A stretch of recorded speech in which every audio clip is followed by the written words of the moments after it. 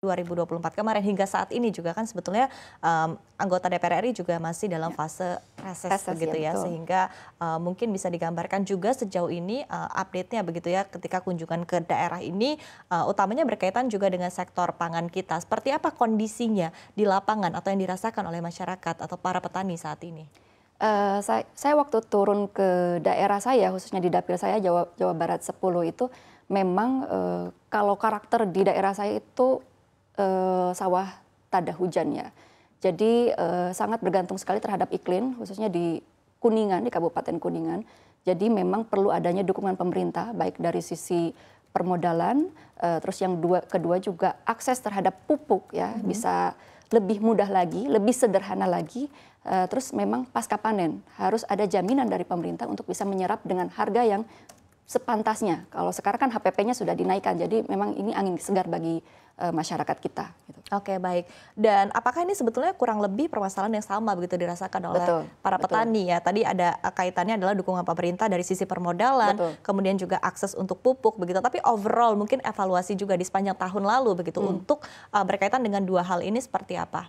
Sekarang ini kan awal tahun ini pemerintah sudah mulai fokus, apalagi penyederhanaan distribusi pupuk sudah ada deregulasi ya.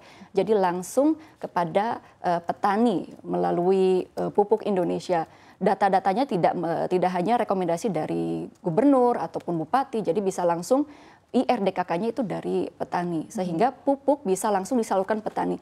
Kalau periode sebelumnya kan memang untuk pupuk ini sangat susah diakses oleh masyarakat, oleh petani kita. Misalnya sekarang jadwal tanam Januari, Februari, sedangkan pupuk baru bisa diakses Mei, Juni atau April, Mei gitu.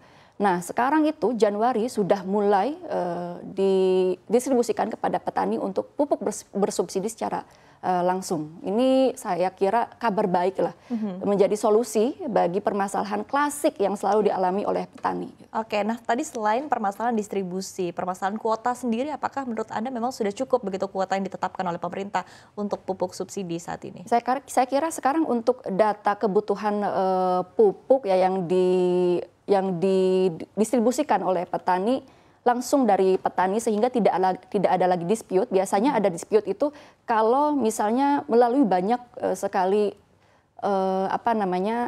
misalnya dari Pemda, terus jadi SK Bupati dan lain sebagainya, itu kadang ada dispute. Sekarang petani sendiri yang memang mengajukan kebutuhan pupuk sendiri, sehingga saya kira secara jumlah bisa merata.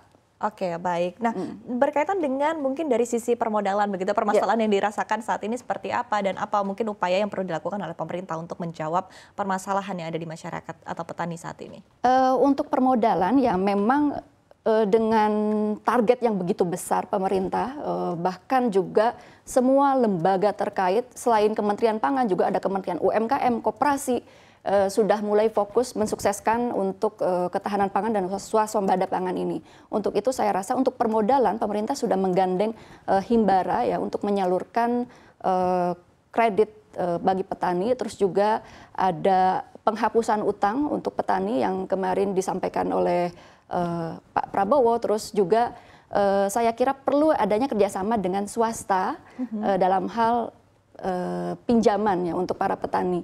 Karena kalau dilihat sekarang ini pengawalan pemerintah terhadap swasembada pangan atau ketahanan pangan begitu besar. Kalau dilihat dari sisi anggaran, dari sisi kekompakan semuanya menteri dan lembaga terkait, maka saya kira itu bisa sangat menguntungkan dan swasta juga bisa ikut membantu. Misalnya kalau Kementerian Keuangan kan mengatakan ada green bond ya, itu pembiayaan ya utang untuk sektor-sektor terkait ekonomi hijau, termasuk salah satunya pertanian. Oke, jadi pertanian masuk juga begitu ke dalam sektor ini begitu ya. Betul. Oke, ekspektasinya juga artinya bisa pendanaan ini juga bisa terus didapatkan begitu oleh para petani sangat kita. Bisa ya. Tergantung bagaimana skemanya dan manajemen dari pemerintah mengatur lembaga-lembaga ini supaya bisa kerjasama dengan sektor pertanian dan melibatkan petani atau gapoktan di daerah-daerah. Oke, baik. Artinya apakah menurut Anda juga perlu ada asistensi begitu untuk para petani ini sendiri agar bisa mendapatkan bantuan pendanaan ini? Betul, dan saya kira dengan adanya penyuluh pertanian ya di daerah-daerah, sekarang kan ada kebijakan satu desa satu penyuluh ya untuk pertanian. Jadi peningkatannya luar biasa banyak, sehingga penyuluh itu bisa melihat kondisi lahan, terus juga bisa melakukan pendampingan supaya petani juga bisa mendapatkan akses modal itu seperti apa dan menjamin akses pasar. Nah, ini penyuluh pertanian juga harus mulai fokus, harus dilatih betul bagaimana mendampingi petani itu bisa intens gitu, sehingga laporan-laporan terkait yang menjadi permasalahan petani itu bisa diselesaikan. Jadi petani tidak kebingungan lagi, tinggal fokus aja bagaimana caranya meningkatkan produktivitas pertanian. Karena Komisi 4 itu mempunyai concern ya bagaimana program swasembada ini selain meningkatkan produksi juga harus sejalan dengan kesejahteraan petani. Makanya kita akan kawal betul, misalnya nanti sekarang produksi tahun 2025 ini akan ditingkatkan. Nah, kita lihat di 2026 nanti apakah produksinya meningkat, stoknya aman, dan bagaimana dengan kesejahteraan petani, apakah ada peningkatan? Karena kan output dari swasembada pangan ini bagaimana stok tersedia, gitu, sehingga kita tidak bergantung terhadap impor dan juga kesejahteraan petani kita meningkat. Oke, gitu. Oke, baik, menarik sekali sebetulnya. Tapi ketika kita melihat mungkin fokus kita juga sebetulnya cukup terbagi begitu ya. Ada begitu banyak komoditas kita dan tadi juga ketika kita melihat ada permasalahan yang cukup berbeda begitu untuk tiap-tiap dari komoditas. Nah, sehingga akhirnya menurut Anda komoditas yang perlu menjadi fokus bersama selain beras ya tentunya seperti apa begitu, dan bagaimana cara yang bisa kita lakukan begitu untuk meningkatkan fokus kita kepada komoditas-komoditas tertentu yang penting bagi masyarakat. Ya, dengan saya kira kemarin pemerintah ya sudah menetapkan target baik itu untuk beras, jagung, terus gula dan garam. Tinggal bagaimana kehadiran pemerintah dalam sektor-sektor ini gitu supaya target bisa dicapai dan juga bisa sustain gitu. Misalnya dari kita pemerintah sangat concern juga dengan garam ya.